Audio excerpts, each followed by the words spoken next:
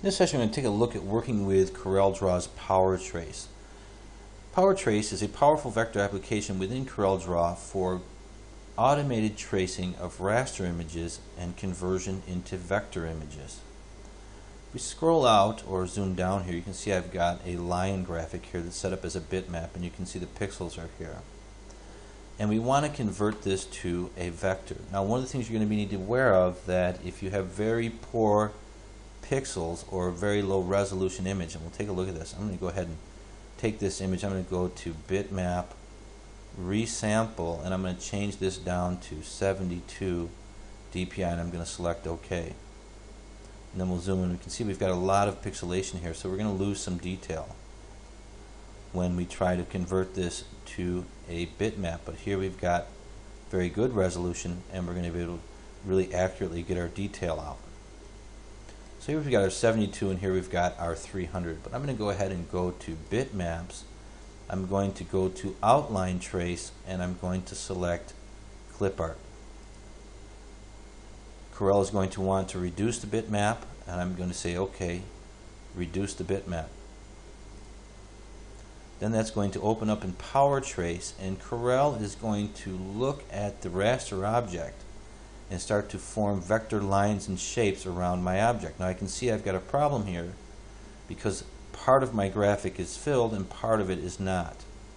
And what's happening here is that I've got a line segment that's knocked out, and I'm going to need to fix that. So I'm going to go ahead and select cancel, and if I've got an area like that in a bitmap, then all I need to do is go to bitmap and go to edit bitmap, and I'll open my object up in CorelDRAW, and I could paint a line in. I could also just put a line segment of vector in there, but we'll do this in Photo Paint just to see how it would be done. I'll go ahead and get a brush here. I'm going to bring this down to size 8, just about right there.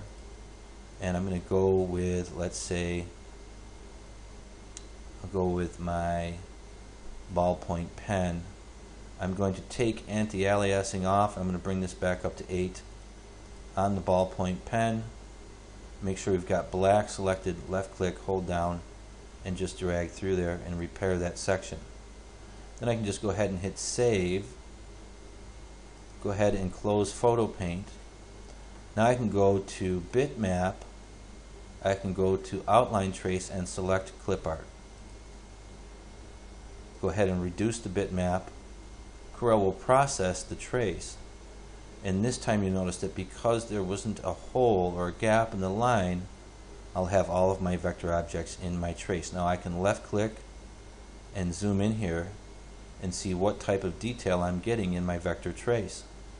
I can come up here and slide and bring my detail up. As you can see there, I can go and do more smoothing and smooth things out. Now you can see that's too much smoothing. I'll go ahead and zoom out, and you can see that's destroying my graphic. So I'll bring my smoothing back in. I can adjust my corner smoothing, and you can see how that will affect my graphic right there, and we're doing all right. You can see here that this is a pretty good trace.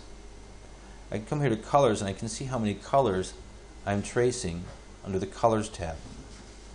And right now I've got 6. If I want to change this to 2,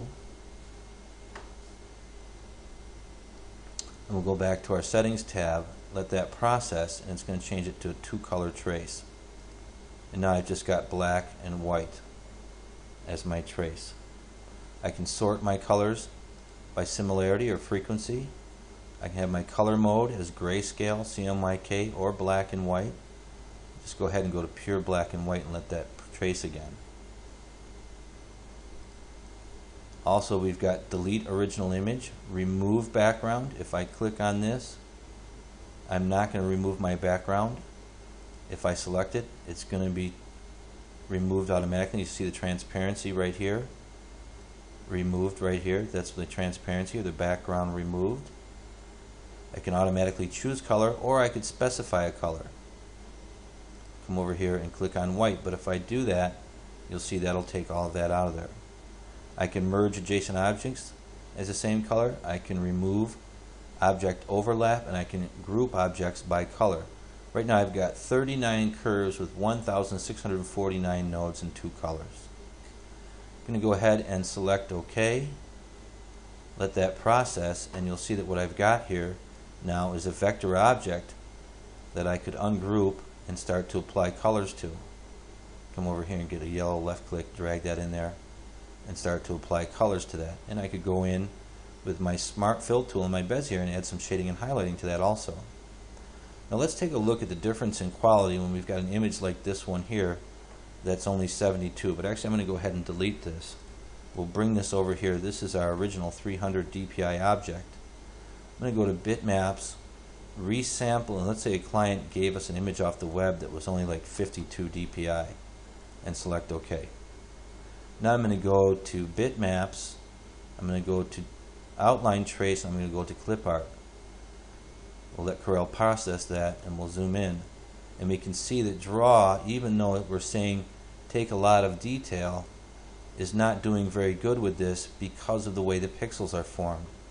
It's not a clean graphic. So a lot of times when a client supplies you with a very poor JPEG image from the internet, you're not going to be able to trace this in Power Trace. You're going to have to go trace it by hand, as we saw in earlier sessions. There are some things that we can do though. For example, I can improve this a little bit. I don't know if I'll be able to pull this one entirely, but I can go to Bitmaps and resample and take this back up to say 300 DPI.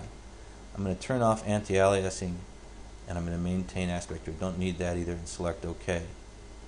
Let that process. Now we went to 300 DPI, but we can see that because we didn't have anti-aliasing, it didn't really make that big of a difference. If I hit Control Z, it's made almost no difference. But now let's take a look at Bitmaps, and we'll go to resample at 300 DPI with anti-aliasing turned on.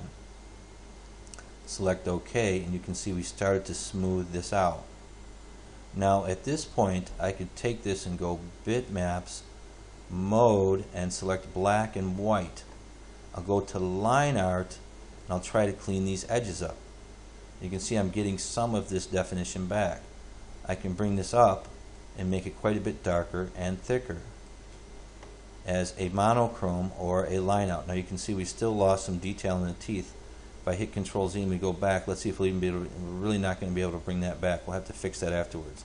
I'll hit Shift Control Z, then I'll go to Bitmaps, and I'll come down here to Outline Trace and select Clip Art. Corel's going to want to reduce it. That's fine. Go ahead and process at that resolution, and we're going to get a much better scan now, or excuse me, Power Trace to vector. This is not that bad. It might be acceptable depending on the project that you're working on.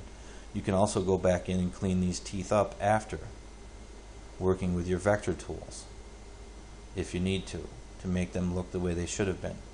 Select OK, and we can see our scan compared to the other one is fairly close. It's a little darker or a little bit thicker, but you can see that we can bring some of these images that have resolution problems up and working with them. So that's just an introduction to the Power Trace in CorelDRAW X6, and the best thing to do, as I said throughout this series, is go get some images and experiment with some of the settings until you get it dialed in and get a feel for how it works. And you should be able to do that really in no more than 20 or 30 minutes to see how that tool works and play around with the different settings. We'll go ahead and wrap here with Power Trace, and we'll continue in our next session.